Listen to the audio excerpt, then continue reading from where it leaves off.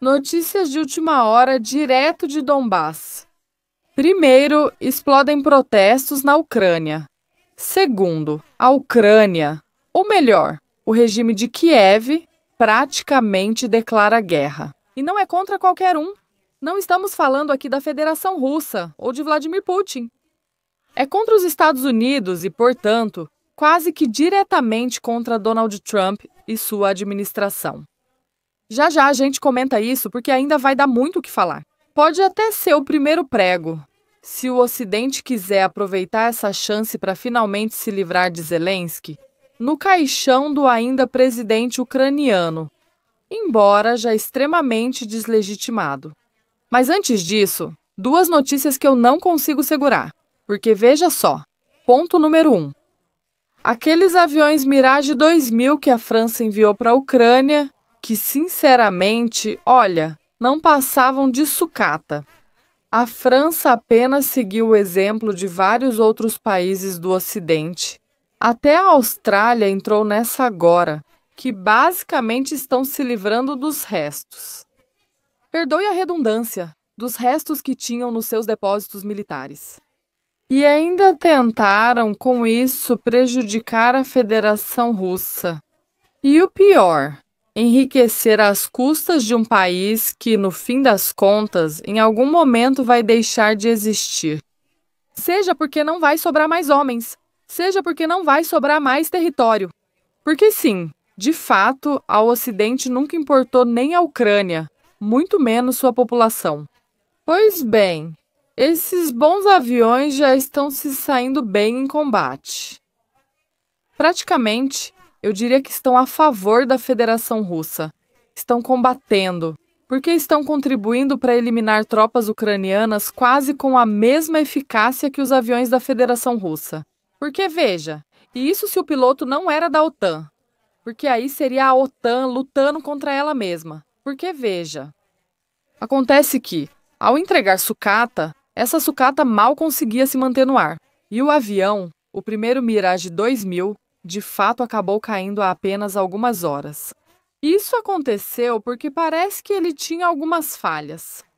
Bem, eu resumiria dizendo que ele decolou, e já foi uma sorte. E a partir daí, tudo foi uma sucessão de sorte, até que a sorte, bem, acabou de vez. Em segundo lugar, uma notícia também muito importante. Esta tarde, parece que, segundo confirmou a parte russa pelo menos, vão acontecer essas negociações entre Rússia e Ucrânia em Istambul. A terceira rodada delas. Muito provavelmente, vamos analisar essa informação por um lado no relatório de amanhã, mas principalmente assim que saírem os primeiros dados. Eles vão aparecer no meu canal do Telegram, @lilcivaia, assim como nas minhas outras redes sociais. Vou colocar também nos comentários. Caso eu já tenha feito a publicação, coloco nos comentários o link direto da postagem no Telegram sobre isso. Eu não demoraria muito para soltar, não. Talvez haja algumas trocas de prisioneiros, mas enfim, os detalhes serão divulgados quando acontecerem e quando as negociações forem concluídas. Enquanto isso, por que essas manifestações explodiram na Ucrânia? O que aconteceu? E, acima de tudo, por que a Ucrânia se viu nessa situação? Ou melhor dizendo, por que praticamente declarou guerra aos Estados Unidos? E aqui, o regime de Zelensky, eu diria que não foi nada prudente. Acho que o fato de os Estados Unidos começarem a apertar o cerco acabou pesando para ele. E é que, há poucas horas, o gabinete presidencial, pessoalmente, Vladimir Zelensky, e depois, o parlamento ucraniano aprovaram uma lei que foi justamente a responsável por essa mobilização. Que, na verdade, não partiu do povo ucraniano, mas sim do bloco ocidental, do próprio tabuleiro de xadrez da Ucrânia ou, quase diretamente, do Ocidente. Já já eu comento mais sobre isso. Mas essa lei consiste, de certa forma, em reduzir os poderes que, na prática, equivalem quase à dissolução de ambos os órgãos. Por um lado, do Escritório Nacional Anticorrupção, chamado NAVO, e por outro lado, do mesmo NAVO, se quiserem chamar assim. Porque, na verdade, O papel que ele já desempenhava era meio irrelevante, e agora Zelensky quer torná-lo ainda mais irrelevante. E já já eu explico o motivo. E por outro lado, a Procuradoria Anticorrupção. Basicamente, o que acontecia é que antes esses dois órgãos atuavam de forma bastante independente. Ou pelo menos, em teoria, era isso que podia acontecer. Eles tinham poder para fiscalizar praticamente qualquer área, tanto política quanto, claro, quase militar, da Ucrânia. Mas, principalmente, se concentravam na política, com o objetivo real de combater a corrupção, que, convenhamos, é algo muito presente no país. Ninguém sabia ao certo o que faziam, mas o que tornava esses órgãos peculiares era o seguinte. Lá por 2016, se não me falha a memória, pouco depois dos acontecimentos no Maidan, eles foram criados sim, mas não pelas instituições ucranianas, nem pelos políticos da Ucrânia. Eles foram criados diretamente pelo Ocidente, em especial pelos Estados Unidos. Era Washington quem controlava tudo até o momento da aprovação dessa nova lei. E é aí que entra essa espécie de declaração de guerra, séria e contundente, que acho que Zelensky fez porque já não tinha mais saída. Mas era Washington quem controlava as instituições em questão, que de fato não estavam sob o controle nem do gabinete presidencial, nem do parlamento ucraniano. E, portanto, mesmo que em teoria fossem independentes, elas começaram recentemente a investigar o círculo mais próximo de Vladimir Zelensky, algo que claramente ele não gostou nada. E então, apenas algumas semanas depois, ele decidiu colocar um fim nisso de uma vez por todas. Porque, bom, investigar praticamente a própria família, que deve ser gente extremamente honrada. Eu acho que, como diriam na Rússia, isso não cabe em lugar nenhum. Não pode acontecer. Era preciso encerrar, então foi cortado antes mesmo de acontecer. A sociedade ucraniana começou a se manifestar, não toda, mas principalmente os estudantes, alguns grupos mais liberais, ou seja, aqueles que foram enganados no momento, e principalmente aqueles que já estão praticamente recebendo dinheiro do Ocidente. Porque, vejam, a população ucraniana não se levantou nem de longe com a mesma força contra a mobilização forçada que está acontecendo no país. Ou seja, eu garanto a vocês que há muitas pessoas extremamente indignadas com isso. Mas ninguém foi às ruas por causa disso. Agora, com o fechamento de um tal escritório anticorrupção, que, aliás, nunca funcionou de verdade, saem todos protestando. E esse é o ponto. Os políticos ucranianos sempre fizeram o que quiseram. Mas o tal escritório servia principalmente para coletar dados e montar uma pasta bem gorda sobre cada político que tivesse alguma relevância na arena nacional ucraniana. E assim, se fosse necessário, usar essas informações. Ou seja, era uma forma de manter o político na mão. Inclusive, é claro, o próprio presidente ucraniano. Eu acho que, enquanto não causava problema, o gabinete de Zelensky deixava para lá. Mas agora que começou a incomodar, decidiram que isso aí tinha que acabar. E parece que, ultimamente, o relacionamento dele com Trump estava melhorando bastante. Então decidiram que talvez fosse um bom momento para fazer isso. Ou simplesmente fizeram porque não havia outra alternativa.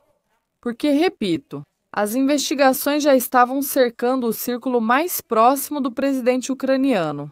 E, claro, o que acontece agora? Depois da aprovação dessa lei, o que acontece é que as duas instituições em questão, a partir de agora, passam a ficar sob o controle da Procuradoria-Geral da Ucrânia, que, por sua vez, está totalmente sob o controle do gabinete presidencial. Ou seja, antes estavam a serviço de Washington.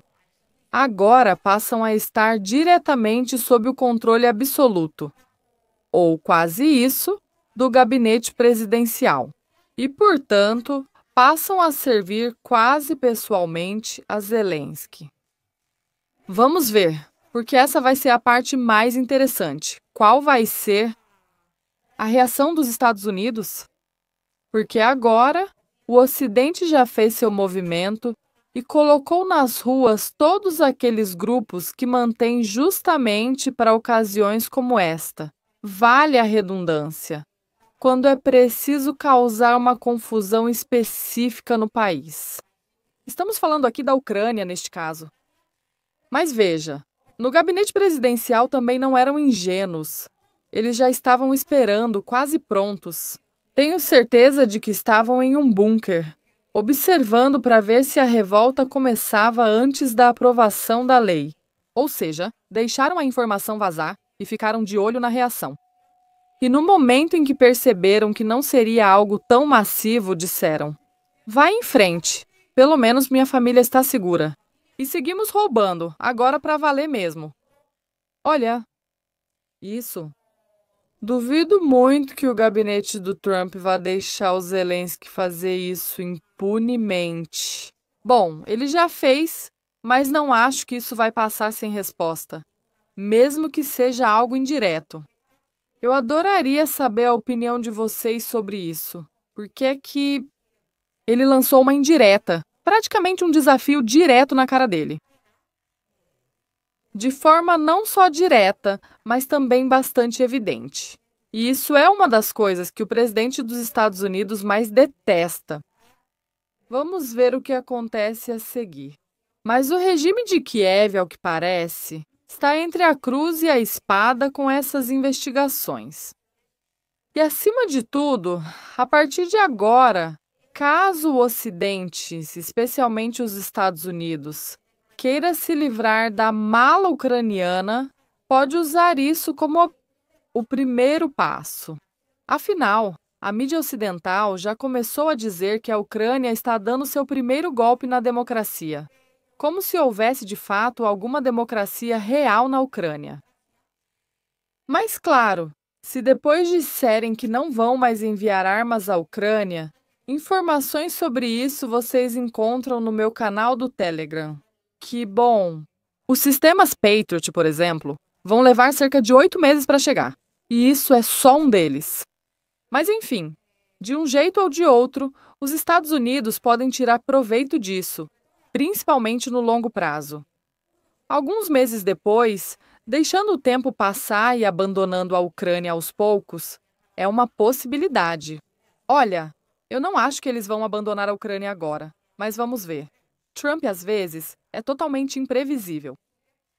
Alguns meses depois, eles sempre podem dizer que desses acontecimentos surgiram esses lobos, ou seja, que os ucranianos não quiseram democracia.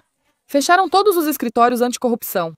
E nós avisamos, a União Europeia avisou, dissemos para não fazerem. Mas agora, veja só, temos que deixá-los de lado, como se isso fosse abandoná-los. Nunca os abandonamos. É que dessa vez, eles mesmos não nos deram escolha.